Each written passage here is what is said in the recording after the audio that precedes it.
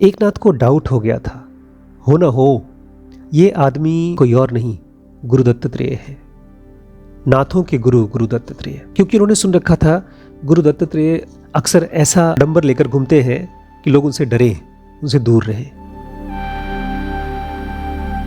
नमस्कार दोस्तों, स्वागत है आपका डीप नॉलेज में। हम लोग Aghora the left hand path सीख रहे हैं। आज विमलानंद हम लोगों को सिखाने वाले हैं डिवोशन टू गुरु, भक्ति, गुरु भक्ति। भक्ति के बारे में मैं बात करना शुरू करूं, इससे पहले मुझे थोड़ा सा बात करना है प्रेम के बारे में। हम लोग जो आम आदमी हैं, हम घरेलू प्रेम जानते हैं, बाप बेटे का, भाई बहन का, हस्बैंड वाइफ का। इसमें हम देखते हैं हस्बैंड वाइफ के बीच में अब जो टाइम चल रहा है, डिवोशन तो छोड़ दीजिए, कमिटमेंट भी कम हो गया है। हम जब किसी से प्यार करते हैं ना, तो हम उसको देखकर करते हैं, उसके स्वभाव को, उसकी शक्ल को। अगर हम और सुपरफिशियल हैं तो उसके रुपए पैसे को, उसकी पावर को देख करके। और जो चीज़ देख करके हम किसी से प्यार करते हैं वही हमारी लाइफ पार्टनर हो जाती है। हम में से बहुत कम लोग रियलाइज़ करते हैं कि जितनी गहरी हमारी नज़र होगी उतना ही गहरा या उतना ही सुपरफिशियल हमारा प्यार होगा। हालांकि प्यार और सेक्स इन्वॉल्व होने के बावजूद भी एक हस्बैंड वाइफ के रिलेशनशिप में आज के ज़माने में डिवोर्स पॉसिबल है, ब्रेकअप पॉसिबल है। तो ये तो हो गया दो लोगों के बीच का प्यार, हस्बैंड वाइफ का प्यार। इससे थोड़ा गहरा माना जाता है माता पिता का प्यार बच्चे के लिए, कि बच्चा कैसा भी हो, माँ बाप उसको छोड़ नहीं सकता। बात सच है, लेकिन थोड़ा सा गहरे से सोचेंगे तो हम ये देखेंगे ये भी स्वार्थ से भरा हुआ है। अगर एक बच्चा अपने माता पिता के हिसाब से चलता है तब तो उसको प्यार मिलेगा, नहीं तो उस बच्चे को तरसते रहना पड़ेगा और माँ बाप भी परेशान होंगे। ऐसा नहीं है कि एक बच्चा अगर परेशान होता है तो माँ बाप खुश रहते हैं। बट हम सब के सब अपनी पर्सनैलिटी, अपनी वासनाएं, अपने डिज़ायर से बने हुए हैं। इसीलिए हम किसी और को जब प्यार करने की कोशिश करते हैं, कमिट करने की कोशिश करते हैं, तो ये पॉसिबल नहीं हो पाता। हम लोग लटकते रहते हैं, झूलते रहते हैं डिज़ायर और प्यार के बीच में। हम अपने आप को बिलीव कराना चाहते हैं कि हमारा प्यार सच्चा है। इस दुनिया में आप किसी से कितना भी प्यार कर लें, आप कर रहे हैं खुद से प्यार। निस्वार्थ लव इस दुनिया का हिस्सा नहीं है। वो केवल एक गुरु और शिष्य के बीच की बात है और किसी के बीच में नहीं। और वो भी इसलिए क्योंकि जो जेन्युइन गुरु होते हैं, सबसे जेन्युइन गुरुज, वो आपको प्यार करते ही नहीं है। वो तो बस फ्री हैं, जैसे हवा या स्पेस या नदी या पहाड़, बस है। अगर आप नदी में डुबकी मारते हैं तो नदी के बहाव से आपका शरीर साफ हो जाएगा, ठंडक मिल जाएगी, लेकिन नदी अलग से आपके लिए कुछ नहीं कर रही है। तो जिसको भी आप अपना गुरु कह रहे हैं वो आपके लिए कुछ नहीं कर रहा है, लेकिन हाँ, आपको नदी में डुबकी मारनी पड़ेगी। अगर आपको एक जेन्युइन गुरु मिलता है तो आपको उसमें डुबकी मारनी पड़ेगी। जब मीरा ने भगवान कृष्ण को देखा, पहचाना, जाना, जिया, तो उन्होंने जो कविता लिखी थी संत रायदास के लिए लिखी थी कि जब मेरे सामने मेरे गुरु हो और मेरे भगवान कृष्ण, तो मैं किसको ज़्यादा पूजूं? तो उन्होंने कहा गुरु, क्योंकि इस गुरु की वजह से मुझे अपने प्रियतम से मुलाकात हुई है। लेकिन खाली गुरु के रहने से कोई फ़र्क नहीं पड़ जाता है।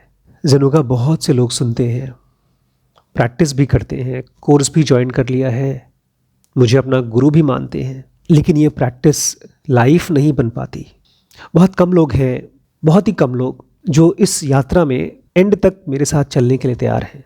असली गुरु वो होता है जो आपको फोर्स करता है सीखने के लिए। जैसे स्कूल में टीचर, जो अच्छे टीचर्स होते हैं, वो एक बच्चे को जब तक उसका लेसन नहीं आ जाता तब तक उसको सिखाते रहते हैं, उसके ऊपर गिव अप नहीं करते। ऐसे ही गुरु होता है। आज के ज़माने में बहुत से गुरु हैं पूरी दुनिया में, और कोर्सेज तो अनगिनत बिक रहे हैं। और बहुत से गुरुज हैं जो गुरु कहलाने लायक भी नहीं है। गुरु केवल वो होता है जो खुद फ्री होता है। जो असली गुरु होता है उसको पैसे की परवाह नहीं होती। उसको तो एक ऐसा शिष्य चाहिए जिसके लिए वो गर्व कर सके, जिसके लिए बोल सके कि जो कुछ मुझे सिखाना था ये सब मैंने इसको दे दिया। और जो सचमुच का गुरु होगा, जब उसे उसका असली डिसाइपल मिलेगा तो वो अपने शिष्य को तार तार कर देगा, अंदर से बाहर से ऐसे खींच खींच के सिखाएगा, ऐसे पढ़ाएगा जब तक उसे सब कुछ समझ में ना आ जाए जो उसे सिखाना है। क्योंकि एक टाइम ऐसा आएगा उस शिष्य की लाइफ में जब उसको उसकी डीटी से मुलाकात होगी, एक सिद्ध से, या हो सकता है महाअवतार खुद उनसे मुलाकात होगी, लेकिन उसको पहले से ऐसी प्रिपरेशन होगी कि वो आदमी भटकेगा नहीं। क्योंकि जब हमारी रियल मास्टर से मुलाकात होती है उससे पहले हमारा माइंड हमारे साथ बहुत खेल खेलता है, ढेर सारे इल्यूजन्स क्रिएट करता है, हम लोगों को हेलुसिनेशंस देता है कि हम अपने रास्ते के एंड में पहुंच चुके हैं, अपने गुरु से मिल चुके हैं। लेकिन ना, इतनी जल्दबाजी मत करिएगा। हम सब के अंदर में ना एक नकली आई है, सेल्फ है, ईगो है, और वो बकबक करता रहता है। अगर हम अपने मन की सुने तो बहुत मुश्किल होगी पहचानने के लिए कि कौन सा मेरा समझ है, कौन सी मेरा अहंकार है। समझ और अहंकार के बीच में डिफरेंस करना बहुत मुश्किल काम है। इसलिए एक तीसरा बंदा चाहिए होता है जिसका हमसे कोई स्वार्थ ना हो, और वो आदमी हमें हेल्प करता है हमारे ईगो को पूरी तरह से क्रश होने के लिए, ताकि एक डिसाइपल सही चॉइस ले सके, ताकि जब चॉइस करने का टाइम आए तो उस डिसाइपल के अंदर में कोई डाउट ना हो, एक रत्ती भर भी शंका ना हो। आज मैं बात करना चाहता हूं संत एकनाथ महाराज के बारे में, जिसके बारे में कहा जाता है कि महाराष्ट्र में जो जितने भी संत हुए हैं उन सब में से one of the greatest saint थे महाराज एकनाथ, और उनके गुरु का नाम था जनार्दन स्वामी। बल्कि आज लोग जनार्दन स्वामी को उनके शिष्य एकनाथ की वजह से जानते हैं, क्योंकि ये एकनाथ के गुरु थे। यही खेल होता है, जब एक गुरु को जेन्युइन शिष्य मिल जाता है तो गुरु शिष्य की वजह से पहचाना जाता है। एकनाथ का मतलब पता है? एकनाथ का मतलब है जिसका एक गुरु हो, वन मास्टर। और ये नाम एकनाथ के लिए कितना सही है। एकनाथ जनार्दन स्वामी के लिए पूरी तरह से डिवोटेड थे। एकनाथ जब छोटे से थे, बच्चे थे, तो उन्होंने ऐसे ही आवाज़ सुन ली, कहीं से उनके कान में आवाज़ आई कि जाओ जनार्दन स्वामी के पास जाओ। 200 मील की पैदल यात्रा करके ये वहाँ पहुँचे। वहाँ के किले के मालिक थे जनार्दन स्वामी, और कई साल तक एकनाथ ने जनार्दन स्वामी को सेवा किया, और इतने साल तक उसने कुछ नहीं सीखा, कोई स्पिरिचुअलिटी का एक लेसन नहीं सीखा, लेकिन उन्होंने कभी ऑब्जेक्ट नहीं किया, कभी कोई कंप्लेन नहीं किया। कुछ समय बाद जनार्दन स्वामी ने एकनाथ को अपने खजाने का इंचार्ज बना दिया, और एक रात बेचारे एकनाथ हिसाब किताब लगा रहे थे, अकाउंटिंग कर रहे थे।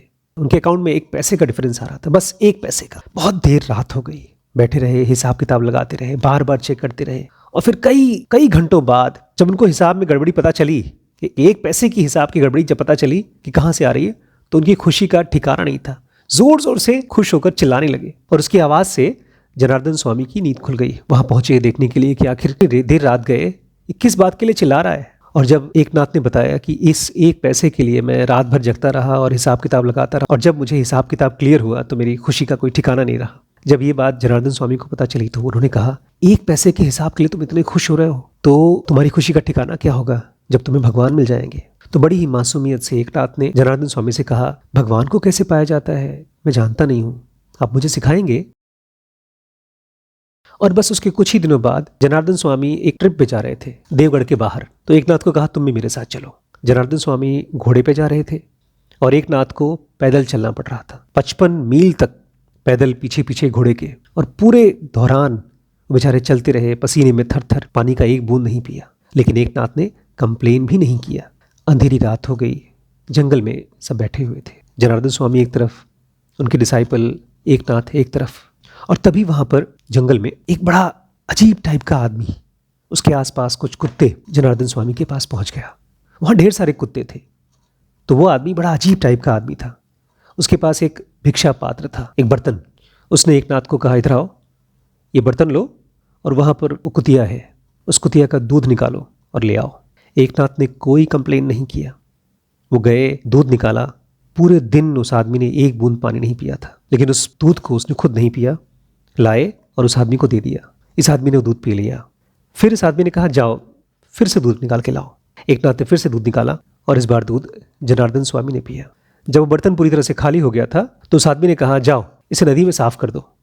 एकनाथ को डाउट हो गया था, हो ना हो ये आदमी कोई और नहीं, गुरु दत्तात्रेय है, नाथों के गुरु दत्तात्रेय। क्योंकि उन्होंने सुन रखा था गुरु दत्तात्रेय अक्सर ऐसा डंबर लेकर घूमते हैं कि लोग उनसे डरे, उनसे दूर रहे।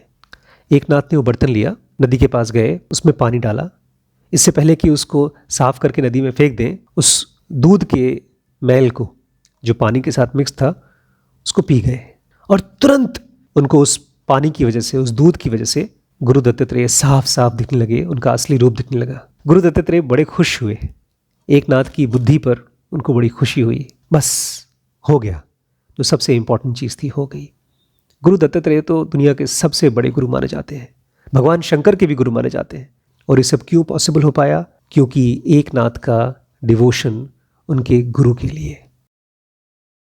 इसलिए दोस्तों, मैं आपसे एक रिक्वेस्ट करना चाहता हूं, एक सवाल पूछिए अपने आप से कि डिवोशन क्या होता है? एक गुरु के लिए एक शिष्य का डिवोशन क्या होता है?